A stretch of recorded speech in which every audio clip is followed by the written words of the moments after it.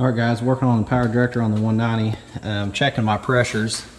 We got it connected to the control valve, and I've got my gauges up here where I can see them. I want to show you what I'm getting. I've got high range, no low range, put in brand new power director. Everything inside is new, including the transmission. So just trying to figure out what I've got going on here.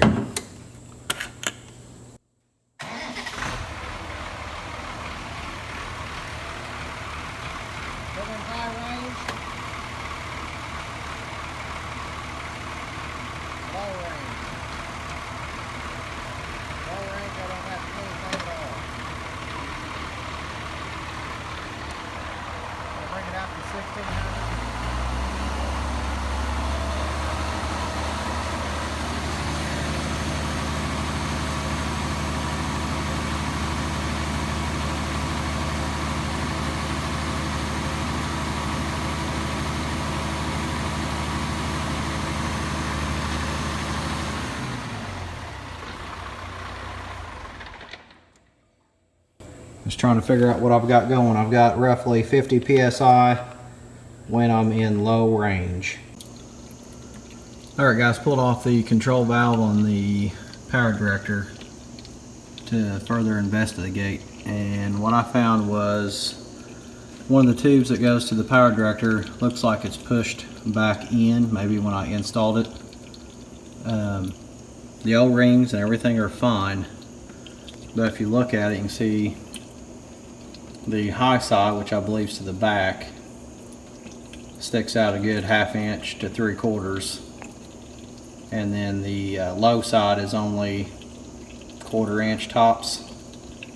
So I'm wondering if that could have been enough to not seal up, and basically the oil was just bypassing. Alright, so I got the cover off that goes into the power director compartment that the valve hooks to. I've got an air hose hooked to the low side, and when I squeeze it, it just sounds like it's bypassing. It's not sealed, so I don't know if it's in the sealing rings that's on the shaft, or if it goes on down in there and does something. Secondly, I noticed that when I do press the air into there, I get air coming out of my high side, so I'm almost thinking it's got to be at the shaft. That's the only place where those two holes are just separated by one ring. If I flop over here on the high side,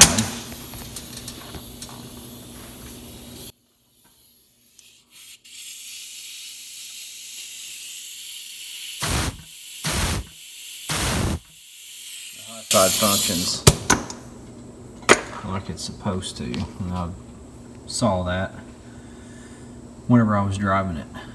So I'm assuming at this point I got to split it again, and then once that power director is opened up and I got this torque tube out of the way, I can pressure check it again and then see if it's leaking around that shaft or what. I can't tell where the air is coming from, so it just sounds like it's up in there on the on the front end. Alright, so our next step is going to be pressure checking the clutch pack. We got to make sure that we've got good seal inside the bearing retainer. The new seal rings and everything that I put on are in there. And then I've also got a lot of new seals internally. I guess there's 2 on either piston, on the low and the high side of the clutch. This is a must. I kind of learned this the hard way. This is the second time I've had this thing split. But what you want to do is get your air hose, and you want to make sure that you got a rubber tip.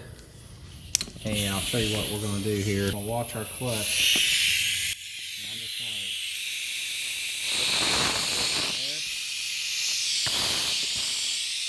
apply pressure, and you can see that clutch pack close up. So if I'm not mistaken, that is the low side. So again,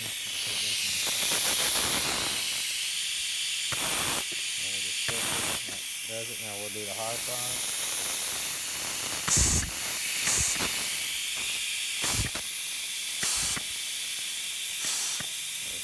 checking that as well.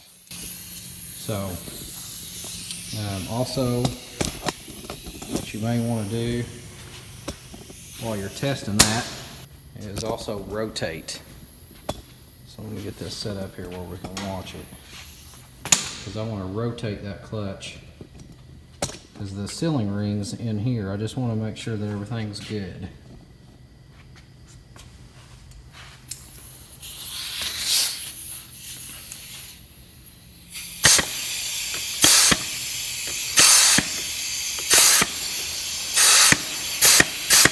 Everything looks good. We'll go to the low side.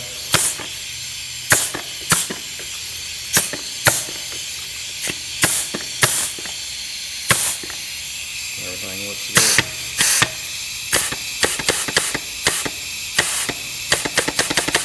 So yep, everything's going to function just fine on this clutch. So that's kind of your pressure check and your testing. There's not much to it, but it's very important that you do that before you slide this thing back together, just for the fact of everything it takes to split a tractor. So just do all the checking that you can on the front end before that thing goes back together. So the entire issue was inside the bearing retainer, which you can see here. If you look inside, you can see two rings. Those are wear places inside that bearing retainer. So if you're not 100% sure where this is, the power director actually slides into this end, and the block itself delivers the oil to cavities that will be either the high or the low side. So as we're looking at it, the hole in the bottom of the block closest to us is the one that goes to the low side. That was the one that was not engaging.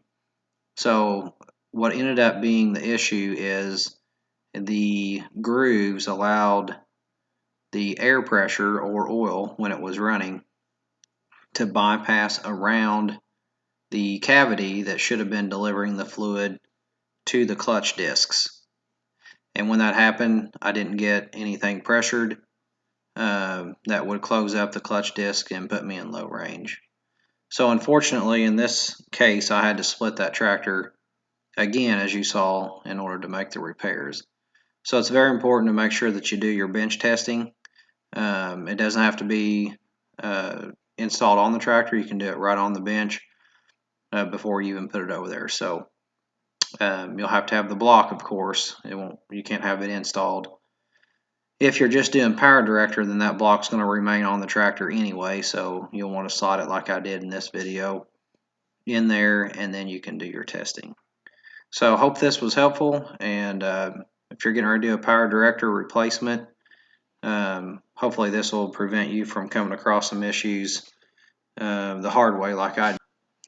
Thanks for watching. Please hit like and subscribe and turn on your notification bells so you can be notified when my next videos are posted. And if you have any questions, please leave a comment below and we will get those answered.